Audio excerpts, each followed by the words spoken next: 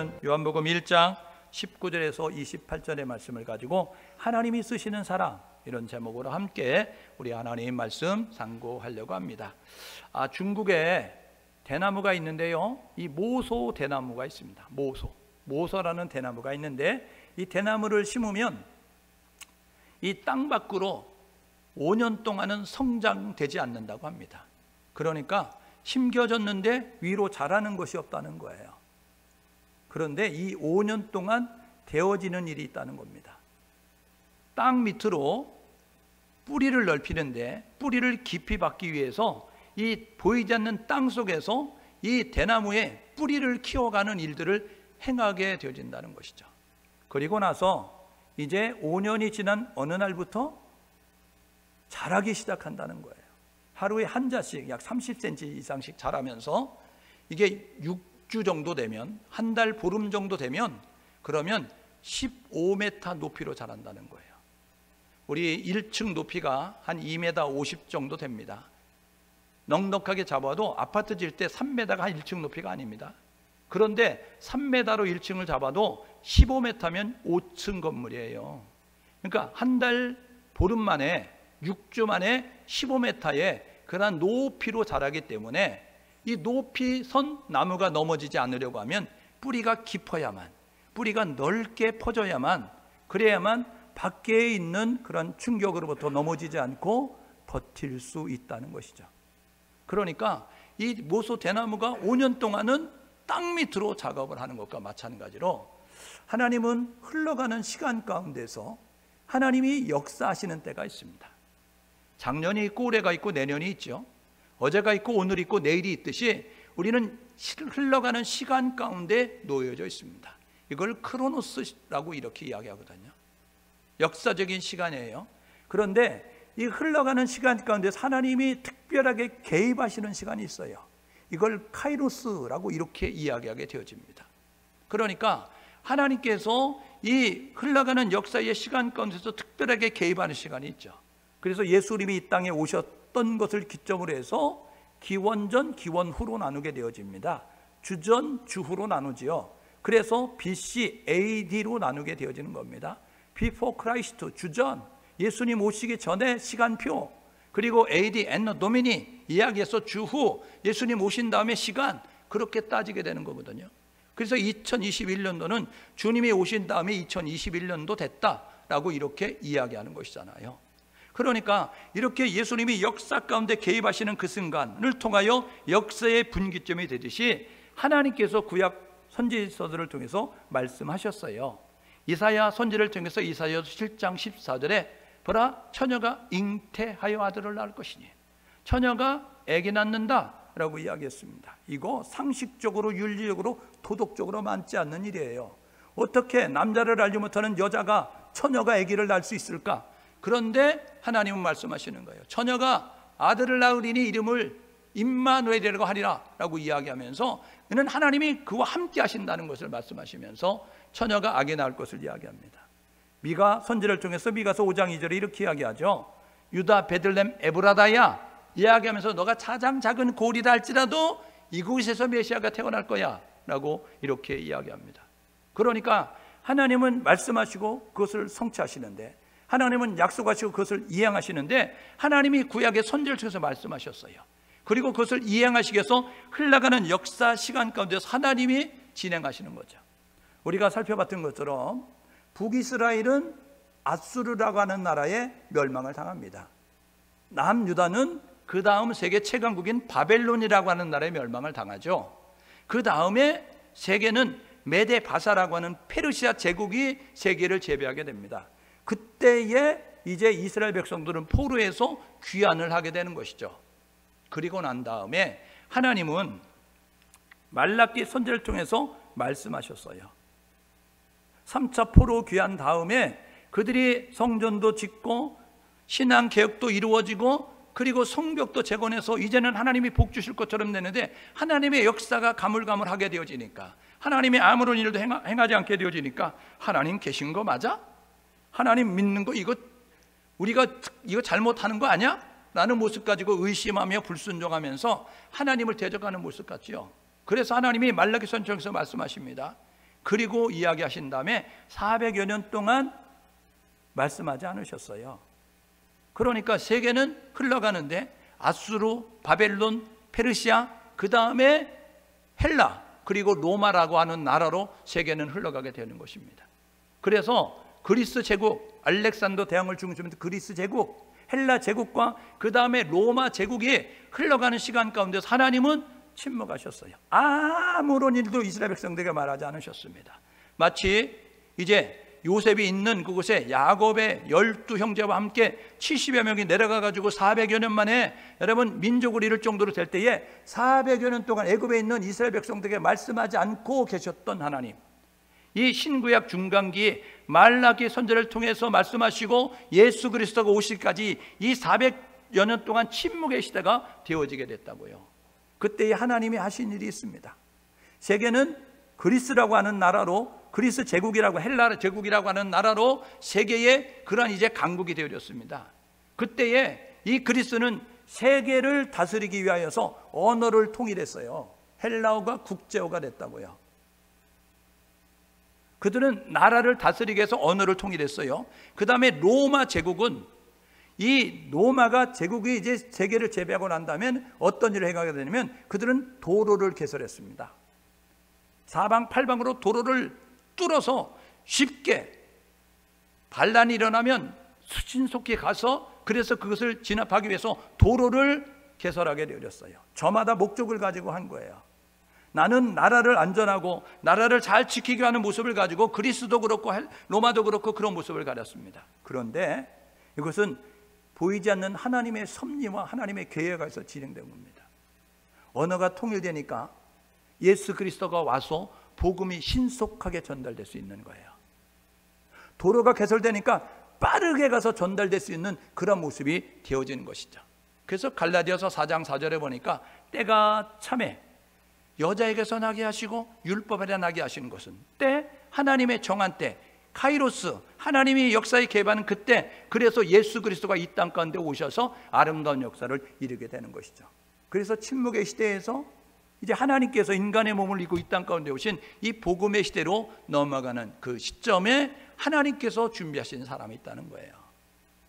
하나님께서 예수님보다 6개월 앞서 보내셔서 주님의 오실 길을 예배하는 그 일을 감당하도록 하신 사람이 있다는 거죠. 말라기 4장 5절에 보니까 내가 선지자 엘리야를 너에게 보내리니 라고 말씀하고 있습니다. 엘리야는요 선지자잖아요. 그런데 구술 선지자입니다. 문서를 기록하지 않는 말로 하나님의 말씀을 대언했던 선지자. 이사야, 예레미야는 문서 선지자라고 글을 기록했어요. 그래서 문서 선지자라고 이야기할 수 있는데, 이 엘리야는요 분열 왕국 때의 북이스라엘의 아왕 때 활동했던 선지자입니다. 갈멜산을 850대로 싸우면서 하나님이 진짜임을 보여줬던 하늘문을 열고 닫는 능력의 사람이었거든요. 이 엘리야 선지자 보내겠다 그러면 저걸 문자적으로 해석하면 야 엘리야를 다시 보낸다는 거야? 이렇게 생각할 수 있는데 엘리야를 보낸다는 것이 아니고요, 예수님보다 앞서서 주의 오실 길을 예비하는 이사야서 40장 3절에 기록한 말씀처럼 주의 길을 평탄케 할 사명을 감당하기 위해서 먼저 나신 세례 요한을 의미하는 겁니다. 그래서 예수님보다 6개월 먼저 이 세례 요한이 이 땅 가운데 오시죠. 세례 요한이 누굽니까? 사가랴와 엘리사벳의 사이에서 태어난 아들입니다. 늙음하기, 낳을 수 없는 상황 가운데 낳게 되는 그러한 하나님의 기적적인 은혜로 말미암아 세례 요한이 낳게 됐어요. 요한은 제사장 감은 사람입니다. 요한은 그 당시에 유대 사회에서 흔한 이름이었어요. 우리나라에 이름들 흔하잖아요. 그래서 강원도의 누구, 경상도의 누구 이렇게 이야기할 수 있는 것처럼 흔한 이름 가운데 하나가 요한이었습니다. 그래서 이 요한, 예수님의 제자 요한도 있고 세례를 베풀었던 요한도 있기 때문에 예수님의 제자는 사도 요한이라고 하고, 그리고 세례를 베풀었던 요한은 세례 요한이라고 하고, 그래서 그렇게 부르게 되어지는 것이죠. 요한의 뜻은 뭐냐면 여호와께서 은혜로우시다 라는 뜻을 가지고 있어요. 그는 에세네파, 그 당시에는 사두개파, 바리새파 여러 이제 분파들이 나누어져 있게 되어지는데, 그래서 자기들의 세력을 키워가고 영향력을 발휘하기 위해서 하는데, 에세네파라고 하는 사람들은 우리는 광야로 나아가서 하나님과 독대하면서 그러면서 속세를 끊고 살자라는 모습을 가지고 경건주의에 들어갔던 에스네파가 있습니다. 이 세례 요한은 에스네파의 분파에 소속된 사람이었을 것이다 라고 이야기하는데, 그는 이제 약대 토롯, 낙타 토롯을 입었고, 그리고 음식은 메뚜기와 석청을 먹었다는 거예요. 아이고 정말 건강식 먹었네 이렇게 생각할 수 있어요. 그렇잖아요. 요즘 같으면. 옛날에는 보리밥을 못 먹는 사람이 먹는 거였는데, 요즘은 잘 사는 사람들이 건강을 생각해서 보리밥 먹잖아요. 그러니까 요즘은요 그냥 못 사는 사람들이 쌀밥 먹는 거예요. 예? 옛날에는 못 사는 보리밥 먹었는데 요즘은 건강 생각해서 일부러 보리밥 먹잖아요. 그 당시에 메뚜기와 석청, 아이고 메뚜기 고기라고 이야기하는데 저걸 어떻게 먹었을까? 뭐 저거 석청 이제 그 돌에 있는 꿀이라고 이야기하는데 어떻게 먹었을까? 이렇게 생각하는 것처럼 여러분 생각할 수 있는데, 그것은 뭐냐면 그 당시에 누릴 수 있었던 풍요로움들을 내려놓고 광야로 가서 수고와 고난의 옷을 입고 절제하며 살았다는 거예요. 이 세례 요한은 예수님과 동시대의 사역자입니다. 쉽게 이야기하면 그는 회개의 그러한 이제 메시지를 선포했고, 그리고 예수님을 소개했고, 그리고 세례를 베푸는 그 일을 행한 사람이 세례 요한이다라고 말씀을 드리죠. 그는 불의와 타협하지 않았습니다. 불의를 보고 모른 척하거나 외면하지 아니하고, 불의를 행하는 것을 보면 그 이제 불의를 지적하고 이제 그것에 대해서 말하는 모습을 가져요. 그래서 그가 했었던 일이 뭐냐면 결국 감옥에 갇힙니다. 그 일에 인하여서 결국 감옥에서 목이 잘려 죽는 모습을 가지고 생을 마감하는 것이 세례 요한의 삶이다라고 이야기해요. 그런데 이 세례 요한이 하나님 앞에 쓰임을 받았습니다. 여러분 인생 한 번뿐이잖아요. 한 번뿐인 인생인데 우리가 어떻게 살다 갈 것이냐, 쓰임 받고 갈 것이냐, 그냥 그저 그런 사람으로 살다 갈 것이냐, 아니면 혀를 끌끌 차면서 외면한 사람으로 살다 갈 것이냐, 우리의 행동 여하에 따라서 다를 수 있다는 것이죠. 호사유피 인사유명 이런 말이 있습니다.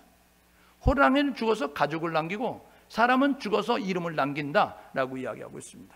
여러분, 우리의 신앙의 발자취가 아름답게 기록이 돼서 우리를 바라보는, 발자취를 바라보는 사람들이 칭찬을 하고, 우리가 하나님 앞에 서는 날 하나님 앞에서 칭찬받을 수 있는 모습이 될 수 있도록 저와 여러분 모두가 허비하고 낭비하지 아니하고 한 번뿐인 인생, 의미 있고 가치 있고 보람 있는 일에 우리의 시간과 우리의 재능과 우리의 몸을 들여서 충성할 수 있는 우리 모두 될 수 있기를 주님의 이름으로 축복합니다.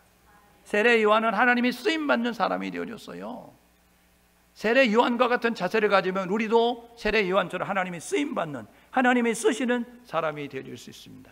어떤 사람 하나님 쓰시냐? 첫 번째로 오늘 본문에 보게 되니까 세례 요한이 사역을 감당할 때에 인기가 급상승했어요. 그래서 모르는 사람이 없을 정도가 됐습니다. 유대의 관리들이, 유대의 지도자들이 위협을 느꼈어요. 사람들을 보냅니다. 알아봐라 라고 이야기했어요. 그래가지고 그들이 와서 이야기하는 거예요. 오늘 읽었던 18절에 보니까 유대인들이, 유대의 관원들이, 유대의 지도자들이 예루살렘에서 제사장들과 레위인들을 요한에게 보내서 너 누구냐? 라고 물어봤어요. 너 누구야? 라고 물어봤어요. 그렇게 되었을 때 이 세례 요한이 이야기한 거죠. 나 그리스도 아냐? 라고 이야기했다는 거예요. 사람들은요, 남이 칭찬해 주면 모른 척합니다. 사람들은요, 남이 인정해 주면 모른 척합니다. 그런데 사람들이 나를 이제 그 자존심을 건들거나 아니면 사람들이 나를 막 이제 험담하거나 그러면 기를 쓰고 싸우죠. 바로잡지 아니하고 우리가 그런 것들을 즐길 때가 너무나 많아요. 지금 세례 요한이 일을 행하면서, 세례는 메시아가 올 때 있을 일이야, 세례를 베푸니까 메시아일지 몰라 라고 이야기해요. 엘리야가 오리라고 이야기하는데 엘리야가 온지도 몰라 라고 이야기하고요. 그 다음에 신명기 18장 15절에 보니까 모세를 통하여서 모세와 같은 선지자를 보낼 것이다 라고 이야기하니까 혹시 그 선지자 아니야? 라고 생각하면서 사람들이 의구심을 가지고 와서 물어봤어요. 너 그리스도냐? 이야기했어요. 그랬더니 세례 요한이 이야기한다. 아니야, 그리스도 아니야 라고 이야기했어요. 하나님이 쓰시는 사람은 정체성이 분명한 사람을 쓰십니다. 여러분, 우리는요 그리스도인입니다. 하나님의 자녀예요. 천국 시민이라고요. 오늘 저와 여러분 모두가 나의 정체성을 분명히 할 수 있는 우리 모두 될 수 있기를 주님의 이름으로 축복합니다. 성경에 보면요, 하나님 앞에서 이 정체성이 분명하지 않았던 사람이 있습니다. 사도행전 12장인가 보게 되면요, 연설을 하는데 사람들이 깜짝 놀랐어요. 이 목소리가 이게 천상의 목소리 아니야? 아니 어떻게 이렇게 마음을 뜨겁게 만들어? 눈물이 저절나네 막 그래요. 어저께 복음성가를 이렇게 듣다 보니까요, 눈물이 막 나는 거예요. 그래서 기도했어요. 하나님, 노래를 통해서 이렇게 눈물이 나고, 하나님 이 찬송을 통해서도 눈물이 나는데, 가슴이 미어지는데, 하나님 살아계신 하나님의 말씀을 가지고 왜 눈물이 안 날까요? 하나님 살아계신 말씀을 들으면서 왜 사람들이 회개하지 않을까요? 하나님 그런 능력을 주십시오. 하나님 그런 감동을 가지고 말씀을 전할 수 있게 해주십시오. 기도가 절로 나는 거예요. 소양이라는 가수가요, 홀로 아리랑을 불렀어요. 유튜브 들어가서 홀로 아리랑. 외국인들이 들으면서 눈물을 흘리는 거예요. 음악을 전공하는 사람들이 왜 눈물이 나는지 모르는데 눈물이 나네요, 이런 모습 가지고. 오늘 저와 여러분 모두가 해야 할 일은 뭐냐면, 내가 누구인지를 정확히 알아야 된다는 거예요. 너 신의 소리다 라고 이야기하니까, 그가요 영광을 하나님께 돌리지 아니하고 그가요 영광을 가로채다가 충이 먹어 죽었다. 사도행전 12장인가 나오잖아요. 바울이요 사역을 하는데 사람들이 시덥지 않았어요. 긴가민가 했어요. 또 어디 전도자가 왔는가 보다, 뭐 이런 모습 가지고 있었는데 대단한 거예요. 기적이 일어나잖아요. 그러니까 그들이 뭐라 하냐면 허메스스 이야기하면서, 야 신이 인간의 모습을 가지고 오셨네 라고 이야기해요. 그때요 바울이 가만히 있어야 되는 거예요. 근데 바울이 가만히 있지 않잖아요. 아니야 나 아니야 이러면서, 나는 너희와 성적이 똑같은 사람이야. 나도 너희들 같이 연약한 사람이야. 나도 너희들 같이 허물 있는 사람이야. 내가 아니야, 하나님이야 라고 이야기하면서 하나님께 영광을 돌렸다고요. 세례 요한, 너 그리스도지? 가만히 있으면 되는 거예요. 그러면 그냥 올라가는 거예요. 그런데 나서 가지고 난 그리스도가 아니야 라고 이야기했어요. 하나님 쓰시는 사람 첫 번째는 뭐냐면, 정체성이 분명해서 나는 죄인입니다 고백해야 합니다. 오늘 예배한 우리 모두가 하나님이 쓰시는 사람은 내가 죄인입니다 고백하는 사람이에요.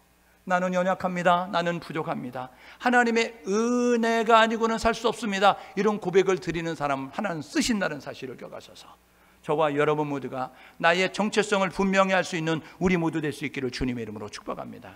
이사야서 14장 12절 14절에 보면요, 이 천상의 세계에서 타락한 그러한 이제 천사에 대해서 이야기하고 있잖아요.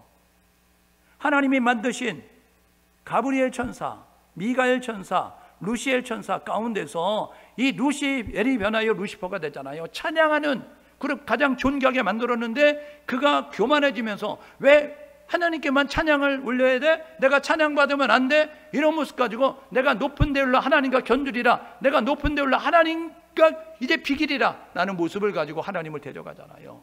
그래서 신약성경 유다서 1장 6절에 보면요, 자기 지위를 떠난 천사라고 이야기하는, 자기 자리를 모르는 거예요. 여러분, 세례 요한은 자기 자리를 분명하게 알았다고요. 나는 그리스도가 아니야. 나는 죄인이야.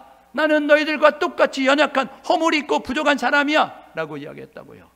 오늘 예배하는 우리 모두가 해야 할 뭐냐면, 하나님이 쓰시는 사람이 되기 위해서 나는 연약한 사람입니다. 나는 부족한 사람입니다. 나는 죄인입니다. 이렇게 고백할 줄 아는 우리 모두 될 수 있기를 주님의 이름으로 축복합니다.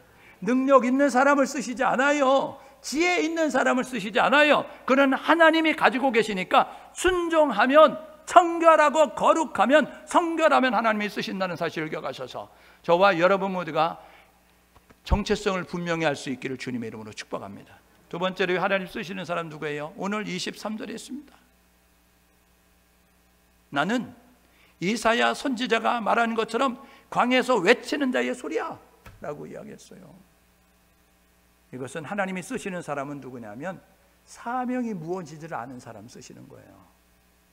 내가 해야 할 일이 무엇인지를 아는 사람을 하나님이 쓰신다고요. 여러분에게도 해야 할 일이 있습니다. 여러분들이 이렇게 가져야 될 것이, 여러분들이 이렇게 가져가야 될 것이 있습니다. 그러면 아멘 했겠죠. 근데 여러분들이 해야 할 일이 있습니다. 했더니 여러분들은 손해가 될까 봐 지금 아멘을 안 하는 거잖아요. 네? 여러분들이 해야 할 일이 있습니다. 예수 믿기 때문에 여러분들이 해야 할 일이 있다고요. 그것을 분명히 알고 그것을 행하는 사람이 되어야 된다고요. 고대 풍습에요, 왕이 지나가기 전에 사람을 먼저 보내가지고 왕이 지나가신다 하면서 길을 닦아놓고 준비하는 모습을 가져요. 지금도 청와대에서 대통령이 어디를 시찰한다 하면 그냥 가지 않습니다. 전화해가지고요, 야 언제 갈 거니까 잘 준비해. 그래서 난리가 나는 거예요. 그 도시의 경찰들과 그 도시의 이제 그 사람들과 그 지역의 유지들과 그리고 심지어는 그 청와대에서 그 경호팀이 가가지고 정비하고 준비하고 그러면서 그것을 이제 앞서가서 준비하는 모습을 가져요. 고대 풍습에는 왕이 가기 전에 먼저 이제 준비하는 모습을 가졌어요. 예수님이 만왕의 왕으로 이 땅 가운데 오시잖아요. 그래서 하나님께서 이 광야에 외친 자의 소리로 만왕의 왕이 오실 것을 예비하면서 가서 외치도록 세례 요한을 보내셨다는 거예요. 세례 요한이 하신 사역이 있습니다. 무슨 사역을 했어요? 그는요 이렇게 말씀을 선포합니다. 회개하라, 천국이 가까웠느니라. 회개하라고 말씀하신다고요. 그리고 천국에 대해서 말씀하셔요. 그리고 이야기하죠. 1장 29절 읽지 않았지만 29절을 보십시오. 예수가 지난 것을 보면서 봐라, 세상죄를 지고 가는 하나님의 어린 양이로다. 세상죄를 지고 가는 하나님의 어린 양. 하나님과 사람 사이에 원수가 됐는데 이 원수된 것을 화목케 하기 위해서 화목제물로 예수 그리스도가 희생제물이 되시고 화목제물이 되시고 속죄제물이 되셔서 이 하나님과 사람 사이에 원수된 것을 해결하시는 그러한 분으로 이 땅 가운데 오셨다. 세상죄를 지고 가는 하나님의 어린 양이다. 1장 29절 1장 36절 이렇게 말씀하고 있습니다. 여러분, 사람은 사는 길로 가야 하는 거죠. 예수님 말씀하잖아요.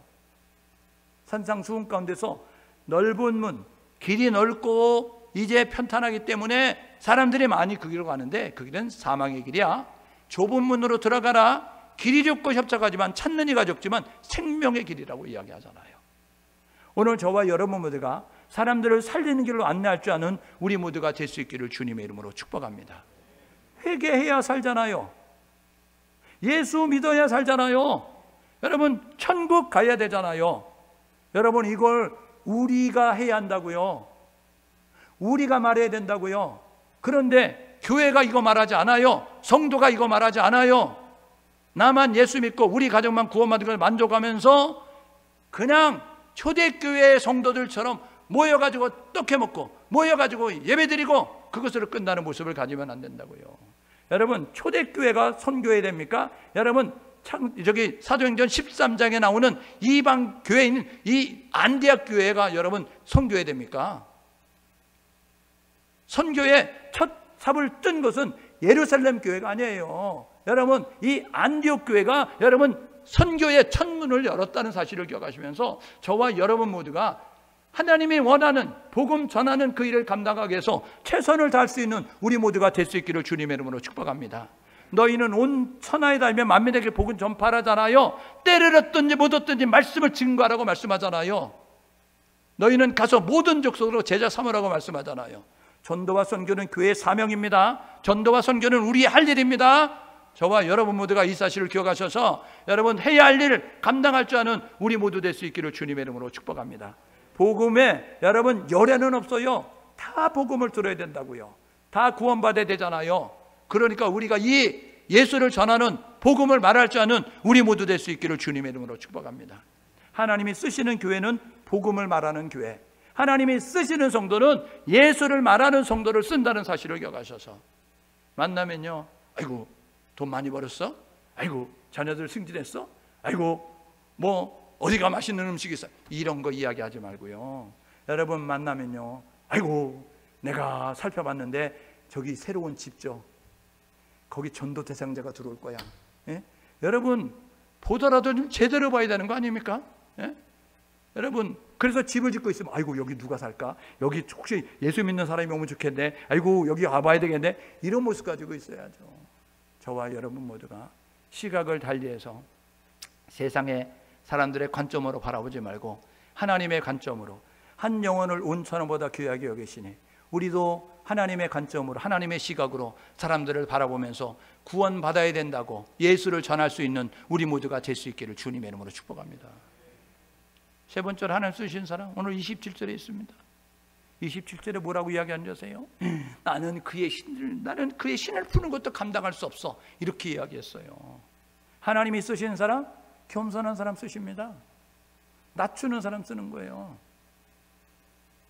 그 당시에 신발 정리는 누가 했냐면 노예가 있어요. 노예가 있거든요. 노예 제도가 있었어요, 그때는요.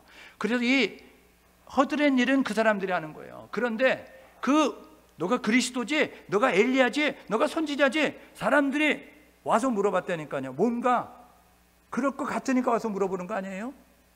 누가 나한테 와서 대통령 하시겠어요? 이렇게 물어본 사람 없어요. 왜요? 대통령 감이 아니니까. 예? 그잖아요. 누가 와가지고 저보고 제주 도지사 하겠어요? 이렇게 물어보는 사람 없어요. 왜요? 제주 도지사 감이 아니니까. 그런데 세례 요한에게서 물어보는 건 그리스도냐, 엘리야냐, 선지자냐 물어보는 것은요, 그만한 영향력이 있었다는 거예요. 그런데 그런 소리를 들을 때 그거 아니라 뭐냐면 나는 그리스도가 아니야, 나는 광야에 외치는 자는 소리야, 그리고 나는 그의 신들매도 감당할 수 없는 그런 미미한 존재야 라고 이야기했어요. 하나님이 쓰신 세 번째 사람은 겸손한 사람입니다. 오늘 예배한 우리 모두가 날마다 자신을 복정시켜가면서 겸손의 자리에 머무를 수 있는 우리 모두가 될 수 있기를 주님의 이름으로 축복합니다. 잠언은 이렇게 이야기하죠.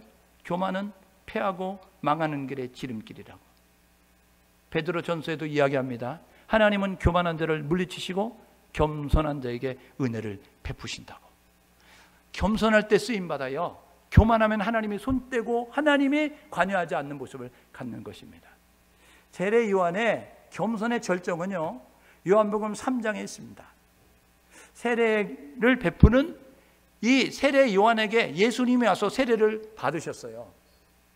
그리고 나더니 얼마 지나더니 예수님께서 세례를 베푸니까 사람들이 그쪽으로 다 이동했어요. 이거 쉽게 이야기하면 면을 잘 뽑는 짬뽕집이 있어요. 그래가지고 대박이 나가지고 아주 장사가 잘 되고 있었는데, 그런데 어디서 사람이 온 거예요. 그래서 선생님 도와주십시오. 제가 면 빼는 기술을 배우고 싶습니다. 제가 자녀가 많고 제가 이렇게 몸이 불편하고 그래서 어떻게 살아야 되는데 이 기술을 배워가지고 어떻게 좀 살고 싶습니다. 도와주십시오. 그래가지고 그 면 빼는 기술을 가르쳐줬다는 거잖아요. 예? 그래서 맛있는 짬뽕을 만드는 기술을 가르쳐줬어요. 그러면 고맙습니다 하고 멀리 가서 장사해야 될 거 아니에요? 그런데 길 건너에 가게를 얻어가지고 짬뽕집에서 그러더니 원조 짬뽕집 이래가지고 짬뽕집을 만들어 봐요. 그러면 면 뽑는 기술 가르쳐준 사람이 얼마나 뚜껑이 열리겠어요. 세례 요한이 세례를 베푸는데 사람들이 예수에게 다 몰려가는 거예요. 그래서 세례 요한의 제자가 와서 얘기해요. 선생님 큰일 났습니다. 저 예수가 선생님께 세례받지 않았어요? 그래서 사람들이 다 저쪽으로 몰려가요. 가서 한마디 해야 되지 않습니까? 우리 따지러 가자고요. 그러면서 막 옆에서 제자들이 부추기는 거예요. 그때 인간 됨됨이 안 된 스승은 가자 그러면서, 아니면 야 내가 가면 창피하니까 너희들이 가서 한판 엎어 이러면서 했을 거 아니에요. 근데 세례 요한이 어떻게 해요? 이렇게 이야기합니다. 야 하나님이 허락하는 일을 행하는 거지 이야기하면서 요한복음 3장 30절에 그는 흥하여야 하고 나는 쇠하여야 하리라. 그는 예수는 점점 더 드러나야 되고 많은 사람이 알아야 되고, 나는 예수의 오실 길을 예비하는 자였으니까 나는 소리도 없이 사라져야 돼. 나는 점점 없어져야 돼. 라는 모습을 가지고 예수만 높였어요. 오늘 우리에게 필요한 것은 뭐냐 하면 겸손의 모습을 가질 수 있기를 주님의 이름으로 축복합니다. 그래서 내가 죽고 예수로 살아야 되는 거예요. 갈라디아서 5장 24절에 이야기하죠. 그리스도 예수의 사람들은 육체를 십자가에 못 박고 정욕과 탐심도 십자가에 못 박느니라.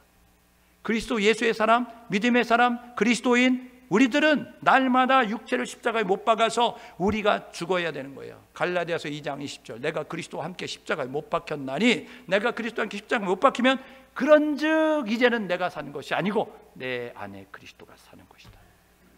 여러분 오늘 저와 여러분 모두가 해야 되면 내가 죽으면 예수가 살아요. 그러면 역사가 일어납니다. 내가 살고 예수가 여러분 죽게 되면요 문제가 발생하는 거예요. 오늘 우리에게 필요한 것은 뭐냐면 내가 죽어야 되는 거예요. 나는 아무것도 아닙니다. 낮아져서 하나님만 높이고자 하는 모습을 가질 수 있는 우리 모두가 될 수 있기를 주님의 이름으로 축복합니다.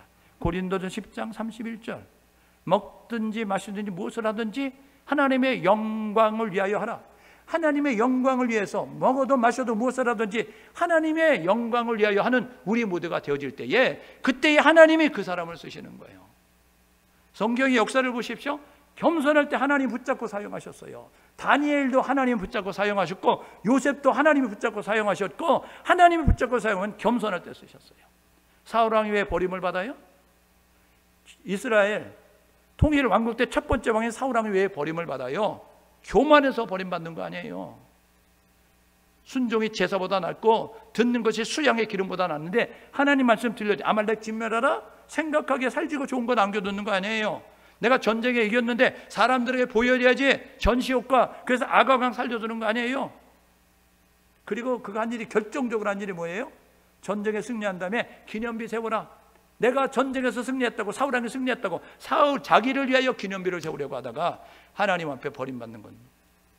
오늘 저와 여러분 모두가 성자 어거스틴이 그렇게 이야기했습니다. 그리스의 3대 덕목, 첫째 덕음선, 둘째 덕음선, 셋째 덕음선. 저와 여러분 모두가 날마다 겸손할 수 있기를 주님의 이름으로 축복합니다. 하나님은 겸손한 데를 쓰셨어요. 네 번째, 하나님이 쓰시는 사람은 이런 사람 쓰십니다. 담대하고 용기 있게 행동하는 사람이에요. 마태복음 3장 7절에 바리새인들, 사두개인들, 독사의 자식들아 회개의 열매 맺어, 이렇게 이야기했어요. 그 당시에 바리새인, 사두개인은요 기득권층입니다. 권력을 가지고 있는 사람이에요. 그 사람들에게 잘못 보이면 이 공동체 안에서 살아남기 어렵습니다. 그런데 지금 이 세례 요한이 뭐라 하면 독사의 자식들아 이야기하면서 회개에 합당한 열매 맺어. 너희들 지금 바로 사는 거 아니야.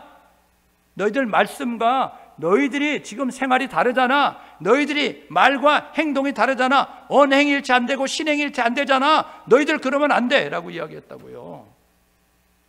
마태복음 14장 3절 4절에 이야기하잖아요. 헤롯 대왕 죽고 나서 그 아들들이 나라를 쪼개가지고 분봉왕으로 있었습니다. 그때 헤롯 안디바가요 자기 배다른 그 형제의 그 아내를 자기 아내로 삼아요. 이게 윤리적으로 도덕적으로 많지 않잖아요. 근데 어느 누구도 그 얘기 이야기하지 않는 거예요. 어느 누구도 말하지 않는 거예요. 왜요? 헤롯 안디바에게 잘못 보이면 불이익을 당하니까, 헤롯 안디바에게 잘못 보이면 손해보니까, 그래서 잘못된 것을 잘못된 거라고 말하지 않고 침묵하고 있는 모습을 가지고 있었어요.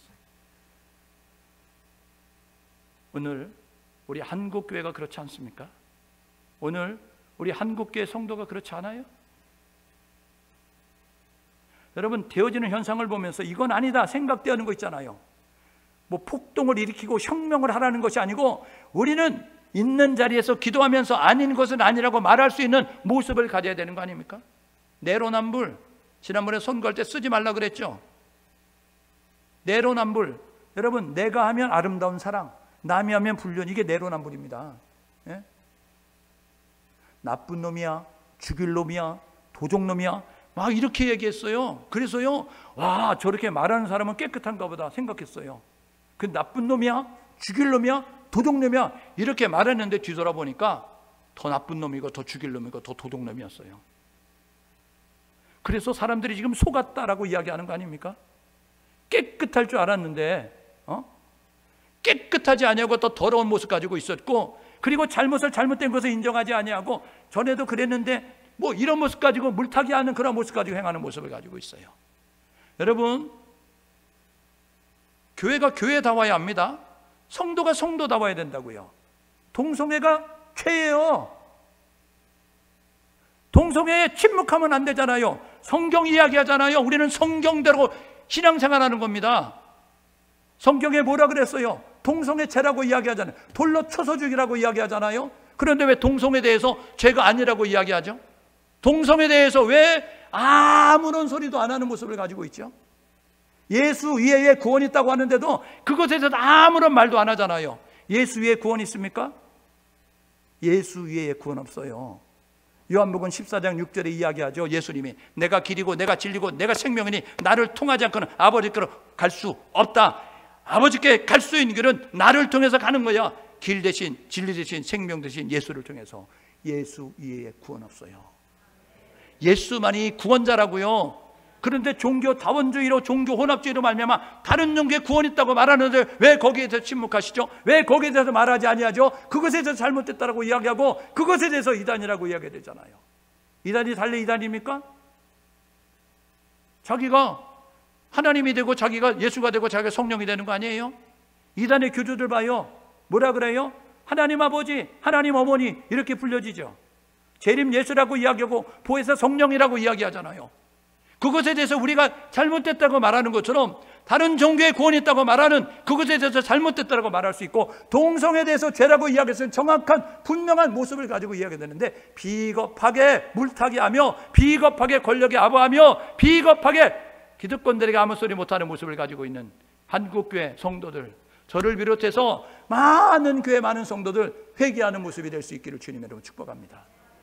우리가 해야 될 뭐냐면 손해가 되더라도 불이익에 닥쳐도 성령대로 용기 있게 담대하게 행동할 줄 아는 우리 모두 될 수 있기를 주님의 이름으로 축복합니다.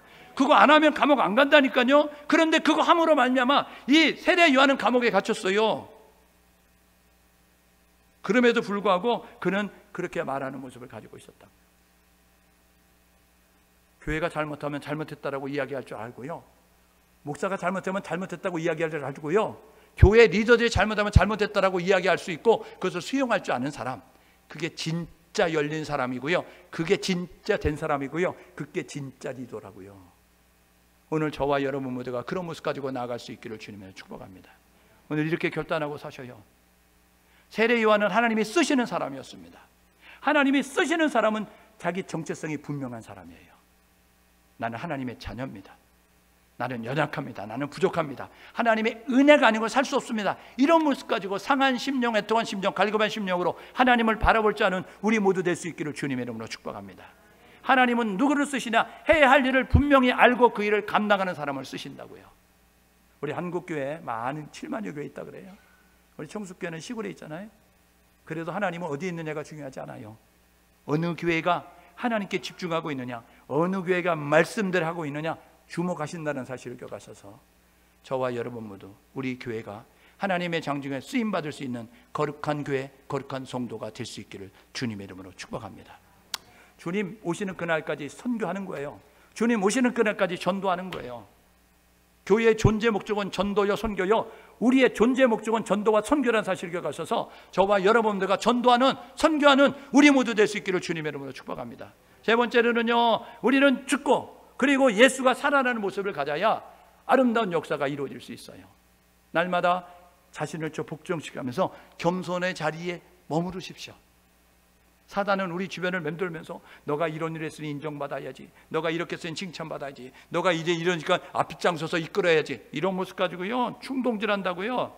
그래가지고 여러분 자리만 있고 채워지지 않는 사람들, 자리만 있고 깨어있지 않는 사람들은 사단의 하수인 되는 거예요. 기도해야 합니다. 말씀 읽어야 한다고요. 그래야 내가 내 실체를 본다고요. 말씀이 거울에서 보고요. 기도해야 나의 허물과 연약함이 보여진다고요. 기도를 쉬면, 말씀 읽기를 중단하면 그때부터 타락되는 겁니다. 변질되는 겁니다. 교만하지 말고 끝까지 겸손하십시오. 하나님이 손 떼면 그날부터 비참한 인생 되는 겁니다.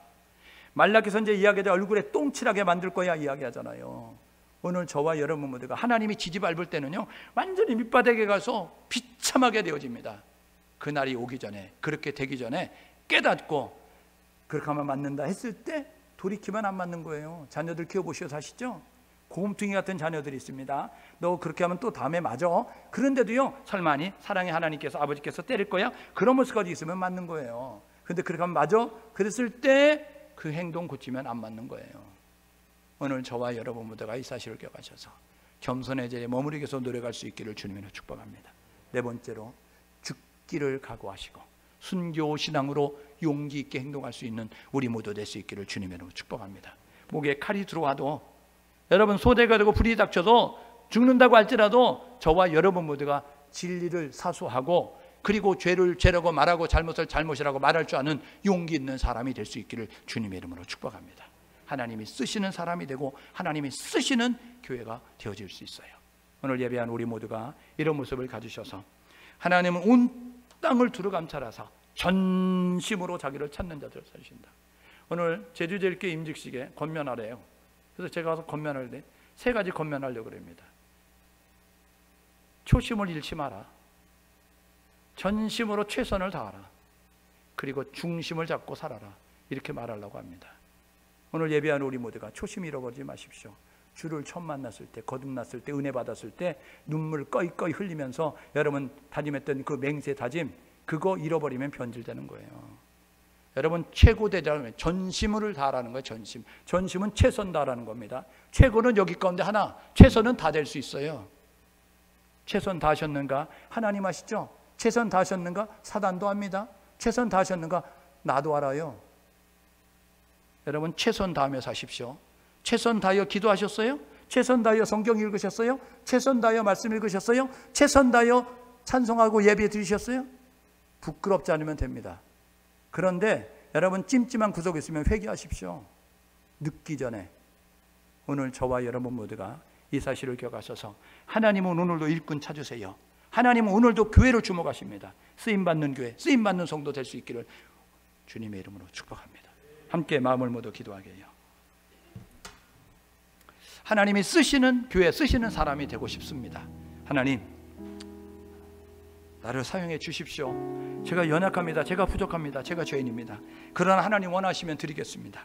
하나님, 내가 할 일이 무엇인지를 깨달았습니다. 예수와 복음을 위하여, 하나님 나라 위하여 내가 최선을 다하겠습니다. 하나님, 날마다 몽실몽실 피어오르는 교만과 하나님 그러한 거만과 하나님 그러한 아집과 고집들 내려놓게 도와주옵소서. 하나님, 비겁하지 않고 용기 있게 담대하게 진리를 사수하며 나갈 수 있도록 인도하여 주옵소서. 함께 마음을 모두 기도합니다. 하나님 아버지, 은혜를 감사합니다.